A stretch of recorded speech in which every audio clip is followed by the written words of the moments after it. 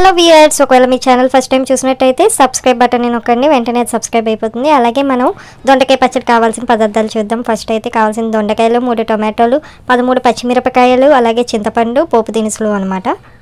ఇప్పుడు దొండకాయ పచ్చడి చేసుకునే విధానంలోకి వెళ్ళిపోదామండి. ఫస్ట్ స్టవ్ ఆన్ చేసుకుని దాని మీద ప్యాన్ పెట్టుకొని అందులో ఆయిల్ అలాగే నెయ్యి కూడా వేసుకోవాలన్నమాట. నెయ్యి వేసుకుంటే కొంచెం టేస్ట్ బాగా వస్తుందన్నమాట. ఒక 2 స్పూన్స్ ఆయిల్, ఒక కుకింగ్ ఆయిల్కి ఒక 2 స్పూన్స్ గీ యాడ్ చేసుకోవాలి. యాడ్ చేసిన తర్వాత అందులోని శనగపప్పు వేసుకోవాలండి. యాక్చువల్గా శనగపలుకులు కూడా వేసుకుంటారు. శనగపలుకులు వేసుకుంటే టేస్ట్ వస్తుంది. ఇన్ కేస్ మీకు ఇంట్లోని శనగపలుకులు లేవు అని అనుకుంటే కనుక ఆల్టర్నేటివ్ కింద శనగపప్పు వేసుకోవచ్చు అనమాట. నాకు పలుకులు లేవు, శనగపలుకులు ఆ టైంకి, కానీ తినాలనిపించిందని చెప్పేసి శనగపప్పు అయితే వేసాము. వేసి దాన్ని బాగా ఫ్రై చేసుకోవాలి ఒకసారి.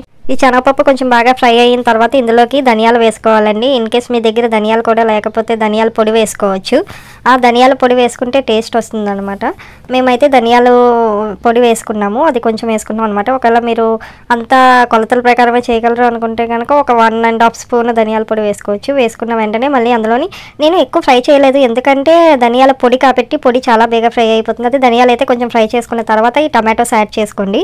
టమాటోస్ వేసిన తర్వాత మళ్ళీ అందులోనే పచ్చిమిరపకాయలు కూడా యాడ్ చేసుకోవాలి. పచ్చిమిరపకాయలు యాడ్ చేసి మొత్తం అంతా మిక్స్ అయ్యేలా ఒకసారి కలపాలన్నమాట. ఇంగ్రీడియంట్స్ అన్నీ కూడా బాగా మిక్స్ అయ్యేలాగా బాగా కలపాలి. కలిపేసిన తర్వాత మీరు ఏం చేస్తారంటే లిడ్తోని క్లోజ్ చేసుకోవాలండి.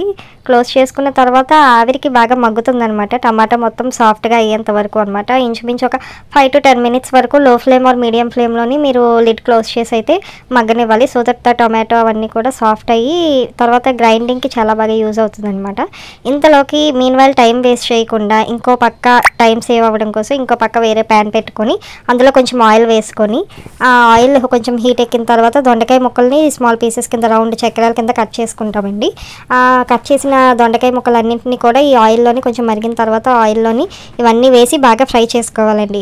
ఇవి కూడా అలా ఎప్పటికప్పుడు కలుపుతూనే ఉండాలి. కలుపుతూ ఉంటే ఆ దొండకాయ మొత్తం బాగా ఫ్రై అవ్వాలన్నమాట. ఫ్రై అయ్యి సాఫ్ట్గా అయ్యేంత వరకు అలా కలుపుతూ ఉండాలి.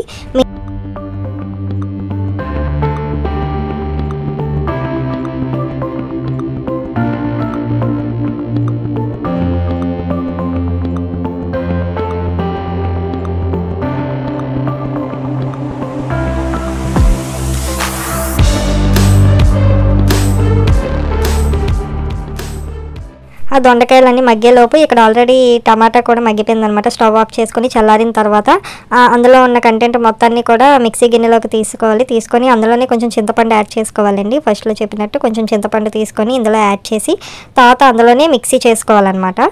మిక్సీ కొంచెం వాటర్ కూడా వేసుకొని చేసుకోవచ్చు మిక్సీ.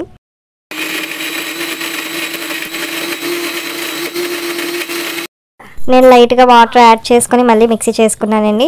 ఇంతలోకి స్టవ్ మీద పెట్టాం కదా దొండకాయ, అవంతా కూడా సాఫ్ట్ అయిపోయింది. చూసారా, దొండకాయ ముక్కలన్నీ సాఫ్ట్ అయిపోయిన తర్వాత స్టవ్ ఆఫ్ చేసుకొని కొంచెం గోరువెచ్చగా కానీ చల్లగా కానీ అయిన తర్వాత దొండకాయ ముక్కలన్నింటినీ కూడా ముందుగా మిక్సీ చేసుకున్నాం కదా ఆ పేస్ట్లోకి వేసి ఈ టైంలో మీరు ఉప్పు వేసుకుంటే, అంటే మీరు ఎంత పడుతుందో అంత టేస్ట్కి తగినంత ఉప్పు వేసుకొని ఒకసారి మిక్సీ చేసుకోవాలన్నమాట.